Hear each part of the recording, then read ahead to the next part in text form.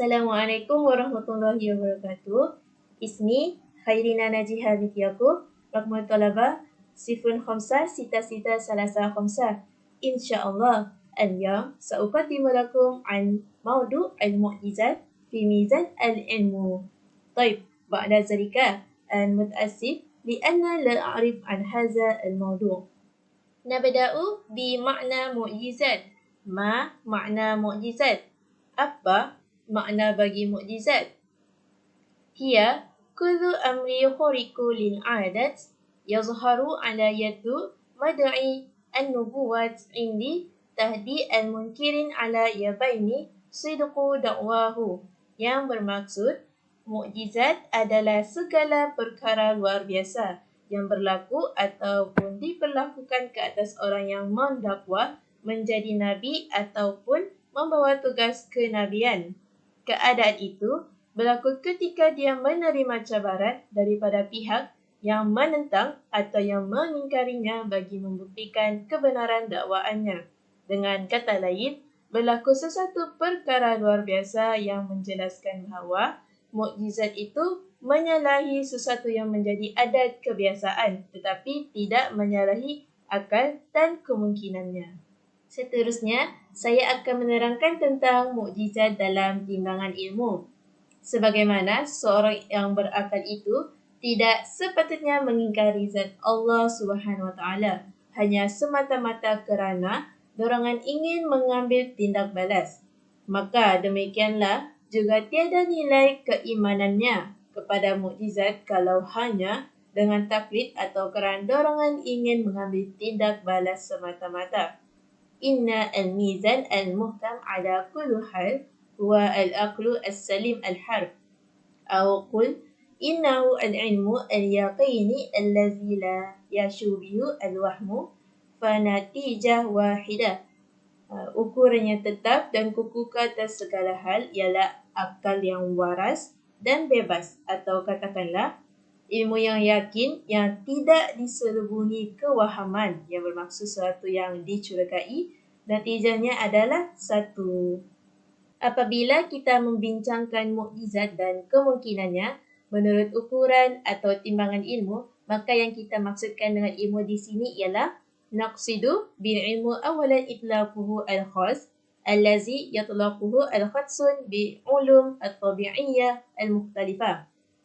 Summa naqsidu bihi ba'da zalika al-ilmu bi itlaquhu al-'am wa huwa idrak asy-syai'u 'ala ma huwa 'alaihi fi al-waqi' bid-dalil.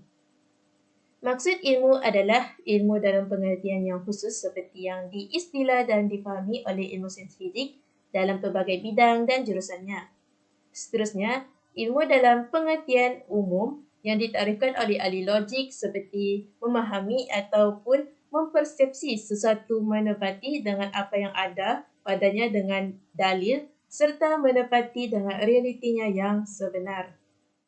Sehubungan dengan itu, terdapat dua perspektif yang mengenai mukjizat dalam timbangan ilmu. Antaranya ialah perspektif Islam dan perspektif Barat. Dari segi perspektif Islam ialah suatu himpunan kebijaksanaan manusia hasil pemahaman manusia yang merangkumi semua aspek, antaranya ialah struktur, kaedah, hukum ataupun prinsip yang berkaitan dengan suatu kajian yang dikaji dan diselidiki dengan teliti sehingga dapat memberi keyakinan di hati untuk mengamalkannya dengan benar, dan ilmu itu tidak terbatas pada dapatan suatu pemerhatian dan kajian. Manakala bagi perspektif Barat pula ialah menerangkan bahawa ilmu adalah suatu pengetahuan yang boleh didapati melalui pengalaman, perolehan fakta melalui pemerhatian, dan bagaimana manusia dapat memikirkan tentang sesuatu melalui cara tertentu. Hal ini demikian. Barat hanya menerima pengetahuan melalui perihal yang dapat diuji dan dibuktikan dalam makmal sahaja. Mereka bercanggah dengan perkara-perkara gaib seperti hari akhirat, syurga, neraka dan sebagainya kerana perkara tersebut tidak dapat dibuktikan secara pemerhatian dan ilmiah. Tambahan pula, sumber ilmu dalam Islam terbahagi kepada 4 bahagian, antaranya ialah wahyu dan akal. Terdapat bukti yang sesuai dengan penemuan ilmiah di era seperti mukjizat Al-Quran dan As-Sunnah. Allah telah menjadikan Al-Quran yang mengandungi banyak keajaiban ataupun mukjizat yang merupakan bukti terbesar bagi Muhammad Allah Subhanahu Wa Taala yang berfirman, katakanlah, yakni Muhammad, siapakah yang lebih kuat kesaksiannya? Katakanlah, Allah dia menjadikan saksi antara aku dan kamu. Al-Quran ini diwahyukan kepadaku agar dengan itu aku memberi peringatan kepadamu dan kepada orang yang sampai, yakni Al-Quran. Surah Al-An'am ayat yang ke-19. Kalam Allah Subhanahu Wa Taala merupakan suatu mukjizat dan diwahyukan kepada Nabi Muhammad SAW. Selain merupakan kitab petunjuk, Al-Quran juga adalah kitab yang mengandungi konsep-konsep asas ilmu. Hal ini menegaskan wahyu merupakan suatu teras kepada segala ilmu kerana di dalam Al-Quran terkandung pelbagai jenis ilmu pengetahuan yang amat penting bagi manusia untuk kegunaan hidup, juga perkara-perkara gaib yang tidak dijangka oleh akal manusia. Wahyu Allah Subhanahu Wa Taala meliputi semua bidang ilmu pengetahuan, antaranya ilmu ibadat, ilmu aqidah, ilmu muamalat, ilmu ekonomi, ilmu akhlak dan lain-lain. Wahyu Allah Subhanahu Wa Taala sesuai digunakan pada semua situasi seperti keadaan tempat dan masa. Oleh hal yang demikian, akal adalah sumber utama ilmu manusia yang memiliki kemampuan terbatas menurut pandangan Islam.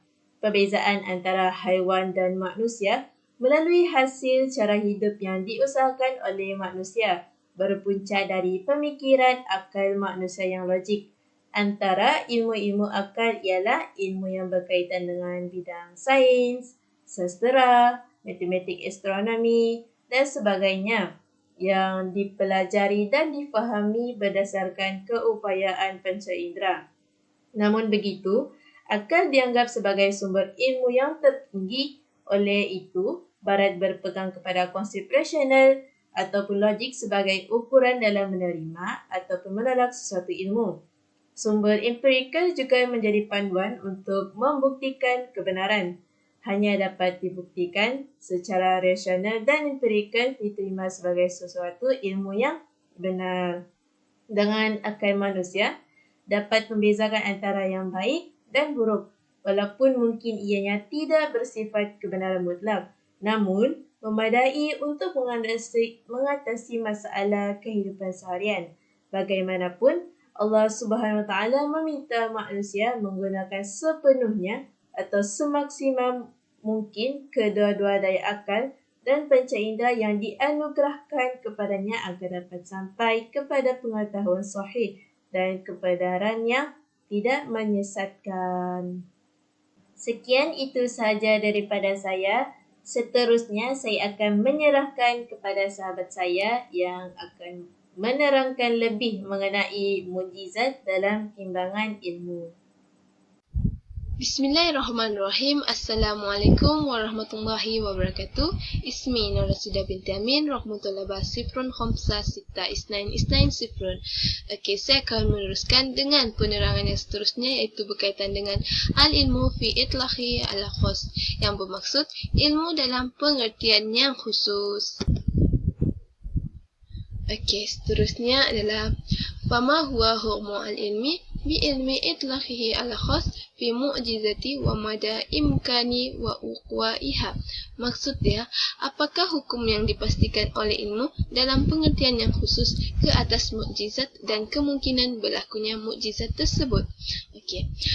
Ana la sya'na lahu bi khawariki wa bi'su fi imkaniha min nahiyati ala amali.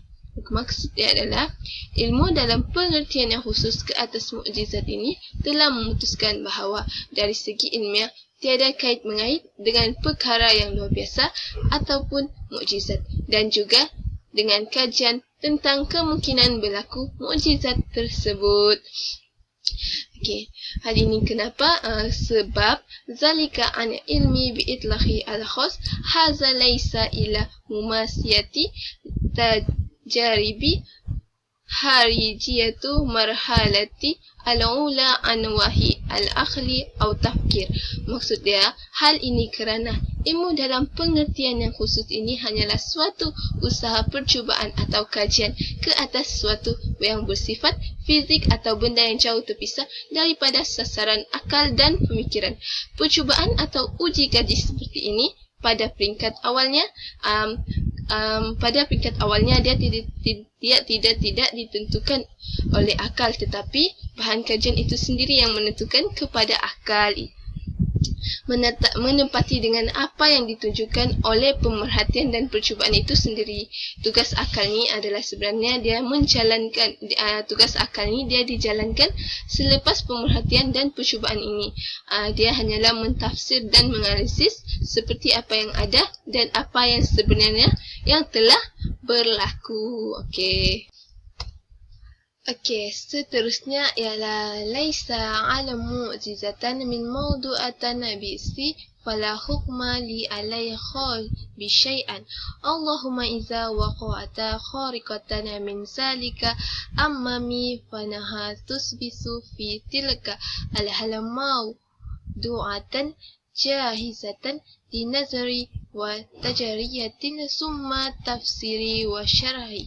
Maksudnya, mukjizat ini adalah satu perkara yang tidak dapat ditentukan pandangan dan pendapat serta hukumnya kecuali mukjizat itu berlaku di persekitaran kita. Maka pada ketika itu ianya telah menjadi satu bahan kajian yang siap untuk dijalankan permatian dan kajian.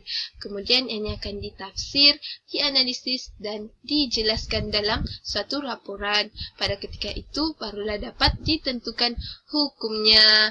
Okey, seterusnya ama ana arfado fala tanamu yanatana fi allazi hin tanafisulu fi hal annaru ana quwwati ala irati masalan summa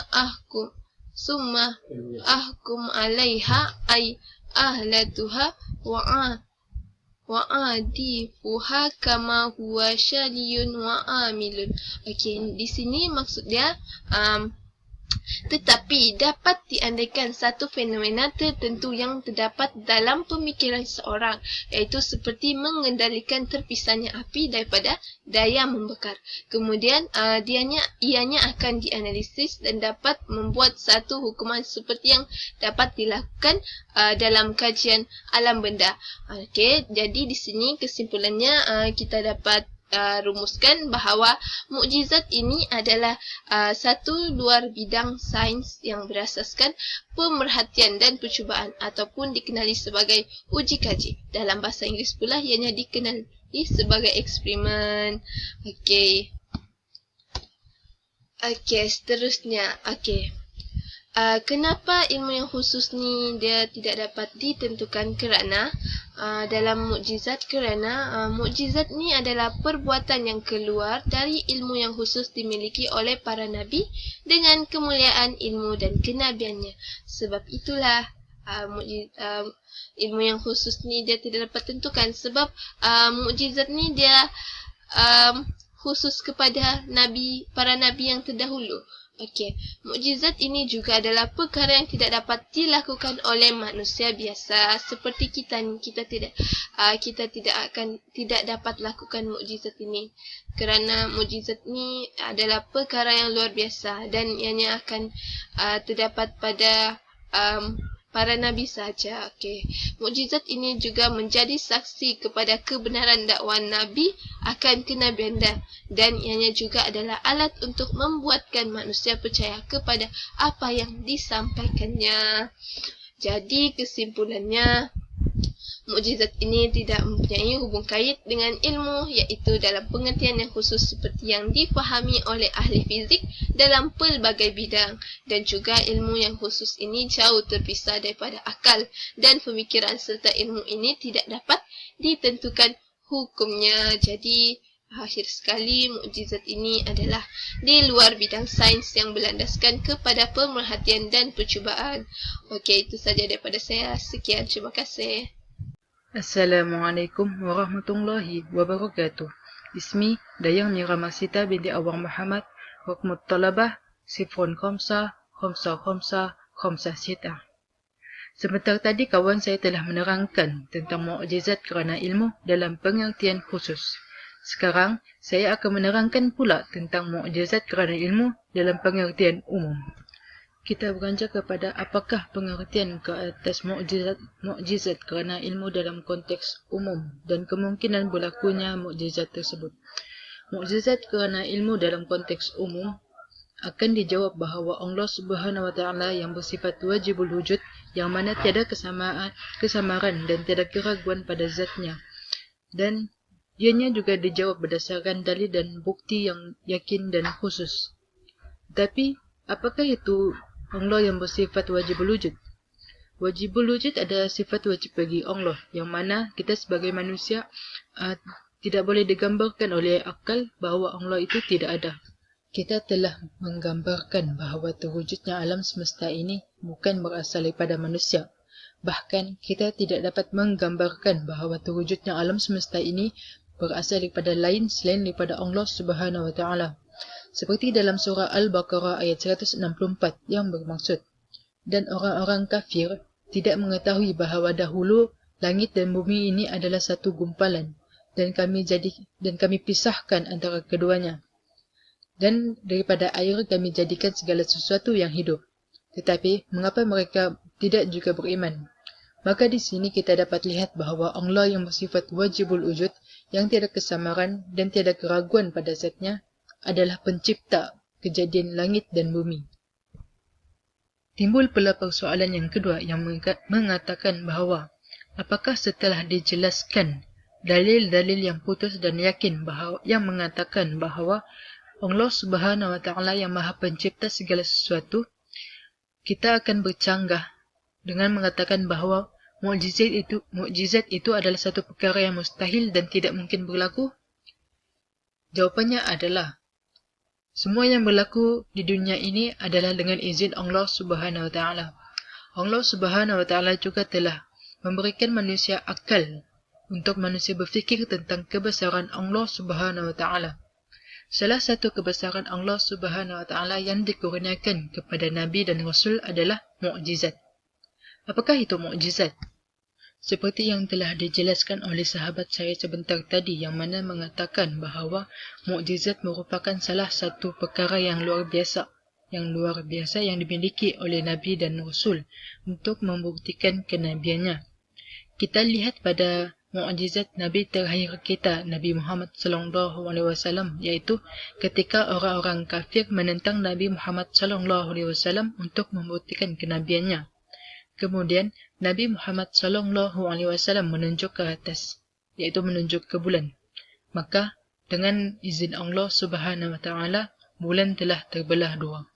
Kisah tersebut telah dibuktikan dalam hadis Sahih Al-Bukhari yang bermaksud bahawa orang-orang Mekah meminta utusan Allah, iaitu Nabi Muhammad sallallahu alaihi wasallam, untuk menunjukkan kepada mereka mukjizat, dan Nabi Muhammad sallallahu alaihi wasallam menunjukkan kepada mereka pemisahan bulan. Maka di sini telah jelaslah bahawa mukjizat Nabi Muhammad sallallahu alaihi wasallam adalah daripada Allah Subhanahu Wa Taala. Walaupun ianya mustahil, tetapi dengan izin Allah Subhanahu Wa Taala ia tetap berlaku.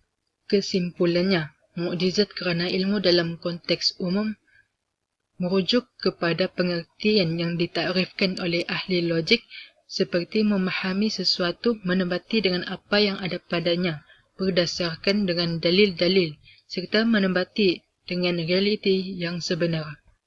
Itu sahaja daripada saya. Maaf atas segala kekurangan semasa pembentangan saya. Saya serahkan pembentangan ini kepada rakan saya yang akan menerangkan lebih lanjut tentang mukjizat dalam ilmu ini.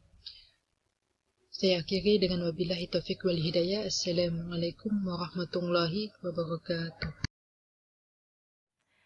Assalamualaikum warahmatullahi wabarakatuh. Ismi Siti Nur Halimatus Sa'diah binti Hashim. nombor matrik 056610. Okey, insyaAllah saya akan menyambung balik apa yang telah diperbincangkan oleh sahabat saya sebentar tadi. Okey, jadi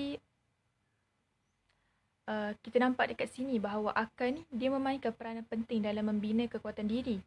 Oleh itu, Islam ni menggalakkan penggunaan akal, tapi bukan menggunakan akal secara mutlak dan bersendirian. Sebaliknya, akal yang kena menggunakan akal yang dipandu dengan panduan agama dan juga syariat. Okey, seterusnya pada era sekarang ni kita boleh tengoklah terlalu banyak sangat dakwaan palsu yang mengatakan dalil akli ni, yakni pembuktian melalui akal, oleh kerana kesan daripada pengaruh falsafah Yunani kuno ke atas perbahasan ilmu akidah Islam. Okey, kenyataan ini ni jelaslah kita boleh tengok meleset kerana Islam ni sememangnya mengiktiraf kepentingan akal dalam menegakkan hujah, termasuklah bab ketuhanan dan juga akidah, dan juga termasuklah bab mukjizat ni yang digunakan Allah, yang sebagaimana kita maklum mukjizat ni adalah sesuatu mukjizat yang digunakan Allah kepada Rasul dan juga Nabi yang diutuskannya. Maksudnya yang terpilih sahaja yang mendapatkan mukjizat tu. Okey, dalam Al-Quran terdapat 13 tempat di mana Allah ni bertanya, afala ta'qilun, yang bermaksud tidakkah kamu menggunakan akal kamu?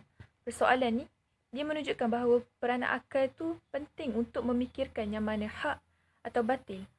Ayat ini juga memainkan peranan penting untuk menyedarkan umat manusia bahawa akal yang digunakan oleh Allah ni adalah sebagai pengukur dan penimbang untuk meningkatkan keyakinan.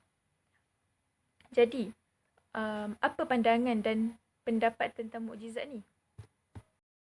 Okey, jadi kita tengok apa pandangan dan pendapat para falsafah ni tentang mukjizat ni.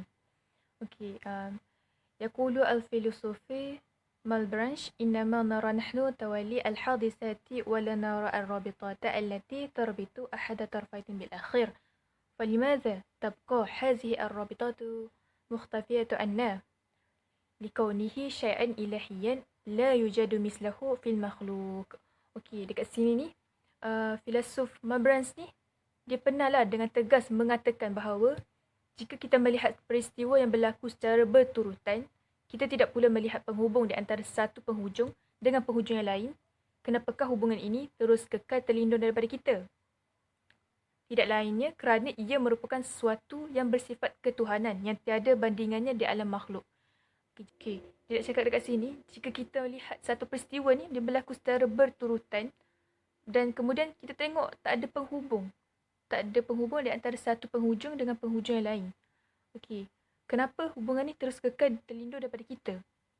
Tak lainnya kerana ia merupakan sesuatu yang bersifat ketuhanan. Okey, seterusnya. واسمع ما يقوله العالم الإنجليزي ويليام جونز القدرة التي خلقت العالم لا تعجز عن حذف شيئا منه أو إضافة شيء إليه ومن السهل أن يقال عنه إنه غير متصور عند العقل ولكن الذي يقال إنه غير متصور ليس غير متصور إلى درجة وجود العالم.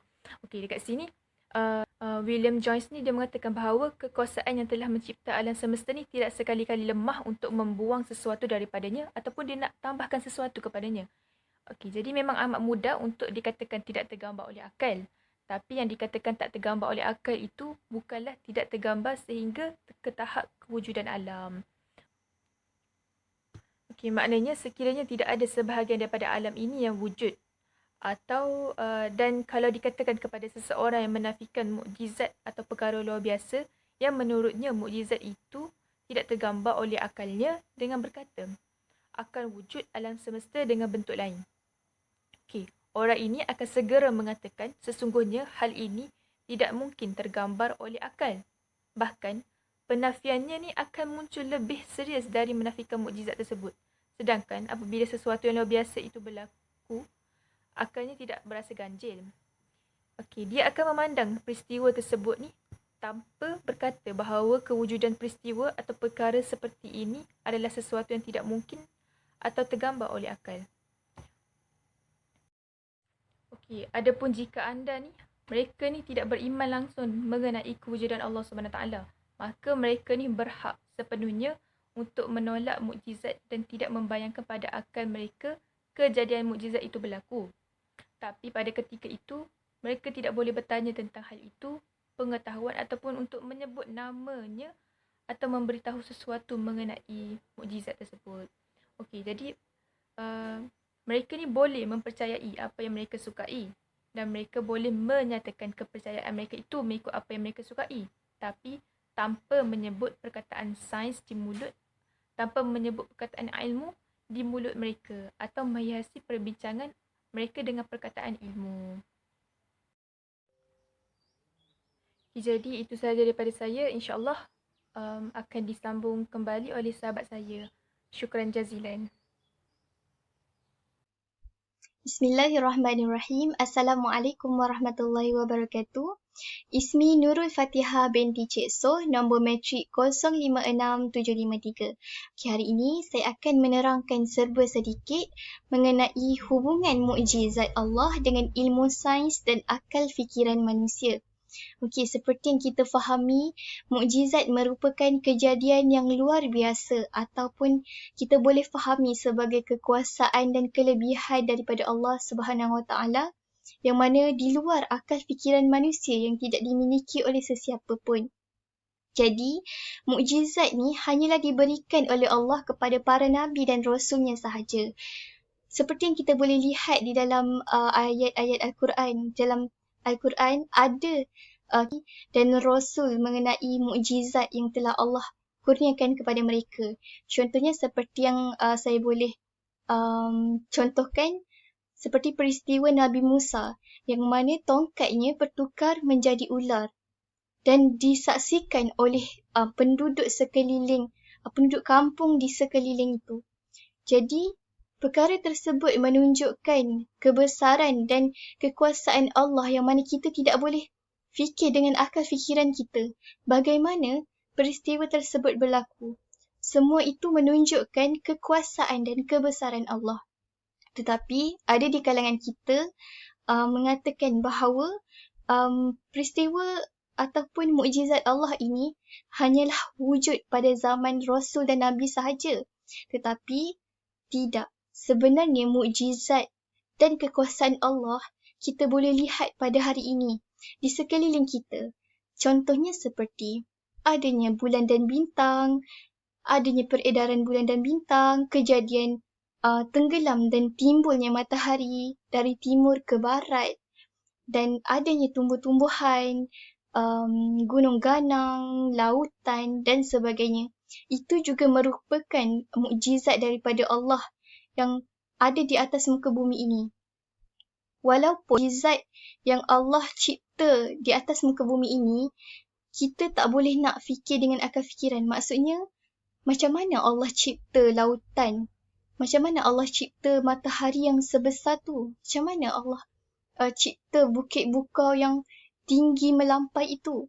Semuanya di luar akal fikiran kita untuk kita fikir benda tu. Tapi kita sebagai hamba Allah, kita sebagai makhluk bumi, perlulah beriman dan mempercayai dengan akal fikiran kita bahawa setiap yang berlaku di atas muka bumi ini adanya pencipta.